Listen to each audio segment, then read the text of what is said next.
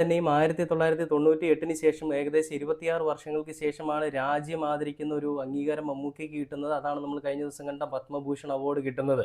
അപ്പോൾ അങ്ങനെ എല്ലാ തരത്തിലും മമ്മൂക്കയെ അവഗണിച്ചിട്ടിരുന്ന ഒരു നമ്മുടെ കേന്ദ്രവും അതേപോലെ തന്നെ സംഘികളും ത്രിസംഘികളും മുസംഘികളും എല്ലാം കൂടി ഇങ്ങനെ ഈ കളി കളിക്കുമ്പോഴും മമ്മൂക്കയുടെ ചിത്രം ഓസ്കാർ അക്കാദമി നേരിട്ട് തിരഞ്ഞെടുത്തൊരു ചിത്രമാണ്. അതായത് ഇവരൊരു അപ്രൂവലിന് അയക്കുകയോ ഒരു നോമിനേഷൻ അയക്കുകയോ ഒന്നും ചെയ്തിട്ടില്ല. ആ ചിത്രം കണ്ടിട്ടുള്ള ഓസ്കാർ അക്കാദമിയിലോ അല്ലെങ്കിൽ അതിൻ്റെ ജൂറിയിലോ ഉള്ള ആളുകളൊക്കെ ആയിരിക്കണം ആ ചിത്രം ജസ്റ്റ് കാണാനിടയുണ്ടായപ്പോൾ ആ ചിത്രം അവിടെയും പ്രദർശിപ്പിക്കണം, കുട്ടികളെ പഠിപ്പിക്കണം എന്നൊരു ചിന്താഗതി അവരുടെ ഉള്ളിൽ ഉടലെടുത്തു. അതിൻ്റെ ഫലമായിട്ട് ആ ചിത്രം ഞങ്ങൾ ഇവിടെ പ്രദർശിപ്പിക്കാൻ പോവുകയാണെന്ന് പറഞ്ഞുകൊണ്ടൊരു നോട്ടിഫിക്കേഷൻ അവർക്ക് കിട്ടുകയാണ് ചെയ്തത്. ആർക്കാണ്? മമ്മൂട്ടിക്കും സംവിധായകന്മാർക്കും ഒക്കെ കിട്ടുകയാണെന്നാണ് ഞാൻ മനസ്സിലാക്കുന്നത്.